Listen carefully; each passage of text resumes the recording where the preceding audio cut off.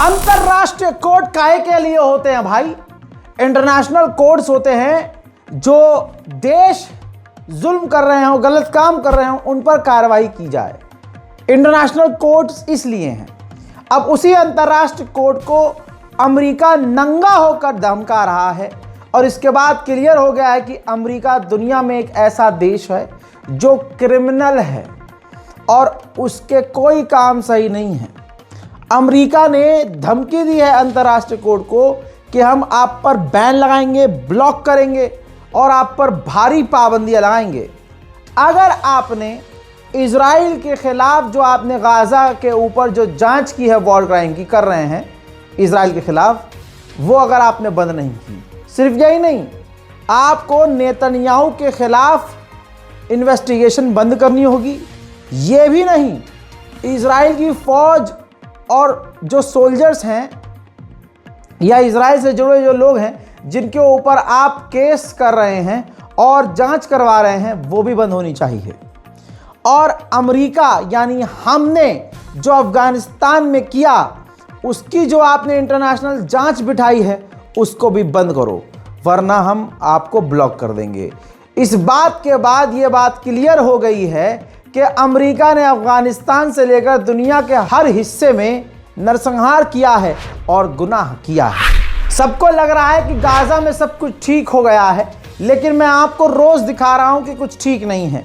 Gaza के अंदर Israel के टैंक ने फायर किया जिसमें एक औरत और एक आदमी, एक व्यक्ति मारा गया, शहीद हो गया, और एक बच्चा भी, जिसकी ये तस्वीर है, ये बच्चा भी इजराइल के टैंक से मारा गया। सिर्फ यही नहीं किया इजराइल ने, जब यह बच्चा शहीद हो गया तो इसकी लाश के ऊपर इजराइल के टैंक ने अपना पूरा टैंक चढ़ा दिया। अल्लाह अकबर। वहीं फिलिस्तीन के जो लोग हैं लगातार मर रहे हैं। एक और नौजवान फिलिस्तीनी इजराइल की जेल में टॉर्चर कर के कत्ल कर दिया गया है। हजरात, 7 अक्टूबर 2023 से अब तक 100 से ज़्यादा फिलिस्तीनी इजराइल की जेल में ऐसे ही कत्ल किए गए हैं। पूरी दुनिया से आवाज़ उठने के बावजूद इजराइल ने विदेशी मीडिया पर और पाबंदियों को लंबा कर दिया है। अब विदेशी पत्रकार गाजा में और लंबे समय तक नहीं जा सकते। इस वक्त इजराइल का विदेश मंत्री अमेरिका में है और इस वक्त गाजा के सीज फायर पर और आगे होने वाले ऑपरेशंस पर अमेरिका से बातचीत हो रही है। हजरात मोहतरम, इजराइल ने इतना नरसंहार किया है कि लाशों पे लाशें बरामद हो रही हैं। अल शिफा हॉस्पिटल के मलबे के अंदर दोस्तों 10 से 15 और लाशें मिली हैं जिनकी हालत बेहद ख़राब है और उनको अब जैसे तैसे, क्योंकि पहचानना नामुमकिन है, उन्हें दफनाया गया है। इजराइल के टैंक गाजा के खान यूनुस के इलाके में घुसे हैं और उन्होंने कई बिल्डिंग्स पर बमबारी और गोलीबारी की है। गाजा के अंदर जो दूसरी परेशानी है वो है बरसात। पानी पीने का मिल नहीं रहा है, साफ खाना मिल नहीं रहा है, खाना ही नहीं मिल रहा, गंदा क्या बोलूं, खाना साफ और गंदा। भैया हाल इतना बुरा है कि बारिश से लोगों के टैंक डूब गए हैं, भीग गए हैं, लोग और बच्चे बीमार पड़ रहे हैं। बरसात की वजह से जगह जगह पानी लग गया है। اخويا اللي جنبي، ابن عمي اللي جنبي، الاكل، الميه، الطحين، يطلع كلنا ميه، الاولاد اقسم بالله العظيم الولد طلعناه من تحت الميه 40 سم، الميه اكثر من 50 سم، يطلع هاي الميه، هاي السجاده، يطلع فرش، طلع العب الاولاد، العب الاطفال، يطلع برد مين هذا؟ برد مين؟ اي تنظيم بردي، اي شعوب بردي، هذا مين بردي؟ قول لي انت مين بردي؟ شوي المية متر ونص فينا بالخيمة، متبهدلين، الرمل على الفاضي، حطينا رمل، جيب لنا الشوادر، جيب لنا كله على الفاضي، فيش حدا مطلع فينا بعين الرحمة، فيش حدا مطلع فينا ولا مدور علينا. حسبنا الله ونعم الوكيل. طفل زي هذا ايش ذنبه؟ ايش ذنبه الطفل اللي زي هذا؟ ايش ذنبه 4 شهور؟ ايش ذنبه؟ ايش عمل هذا؟ حسبنا الله ونعم الوكيل. بس احنا من قبل الحرب غزة تنفعش للشتاء، ما بالك بعد الدمار والحرب هذا. رحنا نطلب ما بالك بعد الدمار والحرب.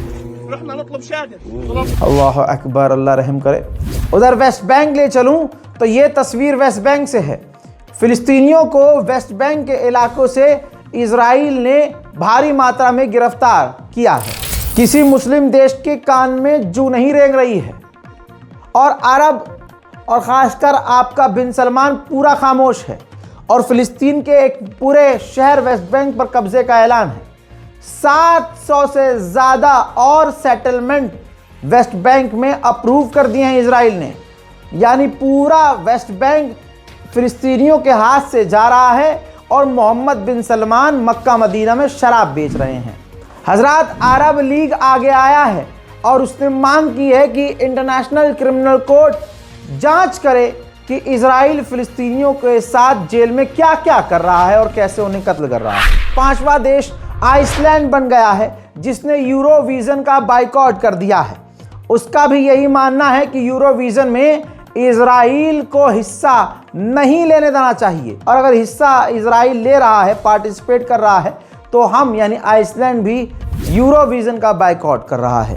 इजराइल का वो कमांडर जिसका काम था गाज़ा के अंदर मारे गए जो इजरायली लोग हैं उनकी लाशों को रिकवर करना, उन्होंने पूरी जांच के बाद बताया है कि जबलिया के इलाके में जितने गाज़ा में मौजूद हमारे जबलिया के इलाके में इजरायली लोग मरे हुए मिले वो ज़्यादातर हमारी गोलियों से और हमारी ही एयर स्ट्राइक से मारे गए हैं। उधर दोस्तों, अब यमन से बड़ी जानकारी। यमन के अंदर जो यूएई के समर्थक ग्रुप यमन के कई इलाकों में घुस गए थे और झंडा लहरा दिया था। तस्वीर आई है, कई तस्वीरें हैं।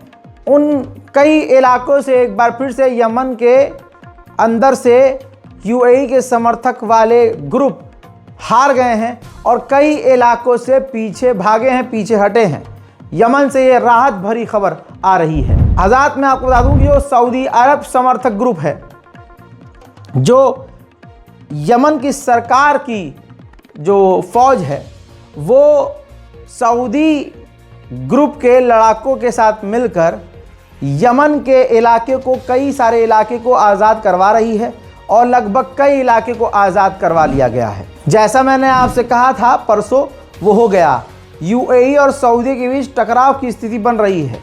सऊदी अरब ने यूएई को लताड़ लगाई है और मांग की है कि जो यमन है उसके अंदर जिन जिन जगहों पर तुम्हारे समर्थक ग्रुप और तुम्हारी फ़ौज की टुकड़ियां गई हैं उन्हें वापस बुला लो, इसी में भलाई होगी। हज़रात, हिजबुल्लाह तो हथियार डाल नहीं रहा और जो लेबनान की सरकार है वो फेल हो गई है। दिसंबर तक का पहले अमेरिका ने समय दिया था, लेकिन डॉक्यूमेंट सामने आए हैं जिससे ये क्लियर हो गया है कि अमेरिका ने अब लेबनान की सरकार को जून और जुलाई तक का समय दे दिया है कि आप आने वाले जून जुलाई तक हिजबुल्लाह से हथियार डलवाओ, वरना लेबनान की सरकार की जो हम हथियारों से और पैसों से मदद करते हैं वो मदद रोक देंगे। लेबनान पूरी तरह से ईरान से चिढ़ रहा है या चिढ़ने की एक्टिंग कर रहा है, इससे अमेरिका खुश होगा। ईरान ने बातचीत के लिए लेबनान के विदेश मंत्री को अपने यहाँ बुलाया था ईरान। अब लेबनान के विदेश मंत्री ने इनकार कर दिया है कि हम ईरान नहीं जाएंगे, तीसरा देश कोई चुन लेते हैं, वहाँ बैठकर ज़रूर बात कर सकते हैं। उधर लेबनान कुछ भी ड्रामा कर ले, जब से ईरान से वो अलग हुआ है और ईरान के लड़ाके लेबनान से निकले हैं, भाई और बेड़ा गर्क लेबनान का हुआ है। शांति अभी भी नहीं आई है। लेबनान के इलाकों में धमाकों की आवाज़ लगातार सुनाई दे रही है। आप भी देखिए और सुनिए।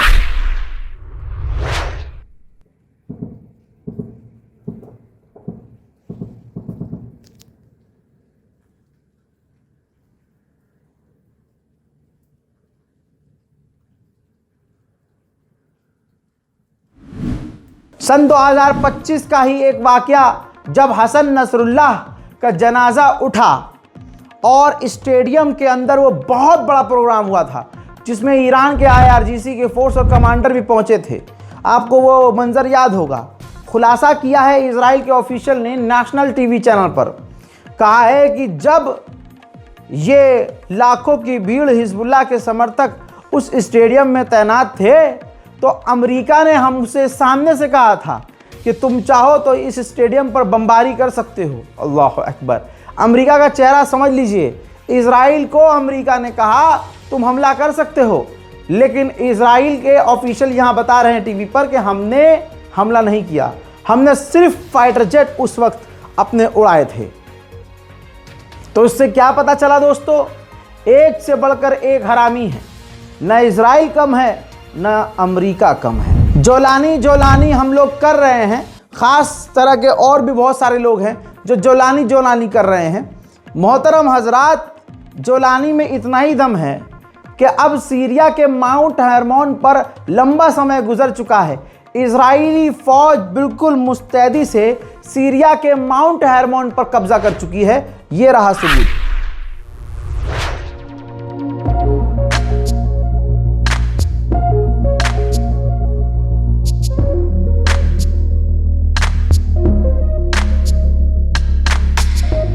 इजराइल के विदेश मंत्री ने कहा है कि जो जोलानी हैं वो अब नई डिमांड कर रहे हैं, मांग कर रहे हैं, लिहाजा अब सीरिया से डील बहुत मुश्किल है। उधर इजराइल के डिफेंस मिनिस्टर ने भी कह दिया है, लेबनान और सीरिया में जहां जहां हमने कब्जा कर लिया है, हम वहां से अब नहीं हटेंगे। अब लेबनान का जो राष्ट्रपति है वो भी मुंह पिटा रहा है और जोलानी तो पहले से मुंह पीट ही रहा है अपना। उधर सऊदी अरब और सीरिया के बीच ऑयल और गैस सेक्टर में बातचीत हो गई है और दोनों डील पर राजी हैं, दोनों ट्रेड करने के लिए राजी हो गए हैं। आगे और भी अभी खबरें आनी बाकी हैं। हालात बिल्कुल भी सही नहीं है, मिडिल ईस्ट में उत्पात मच रहा है। गाज़ा की मदद के लिए इस बार कोड का और अकाउंट डिटेल जो IFSC कोड और अकाउंट सेविक अकाउंट नाम अकाउंट होल्डर अली रज़ा जो हमने दिया है, जाकर आप कोशिश कीजिए गाज़ा और फिलिस्तीन की मदद के लिए आगे आएँ। और आगे नहीं आ सकते हैं तो दोनों हाथ उठाएं, दोनों हाथ उठाकर दुआ करें। दुआ के लिए ज़रूरी है कि नमाज कायम करें, नमाज के लिए ज़रूरी है कि मस्जिद में जाएं, मस्जिद में जाने के लिए ज़रूरी है कि पाक साफ रहें और अपने ईमान को भी पक्का रखें। आज जो दुनिया में हो रहा है, मुझे नहीं लगता कि बिना अल्लाह के, बिना ईमान के, बिना परवरदिगार के आप उन गुनाहों से बच सकते हैं। हस्बी अल्लाह निअमल वकील। हजरात, सबसे अच्छा बदला लेने वाला परवरदिगार है।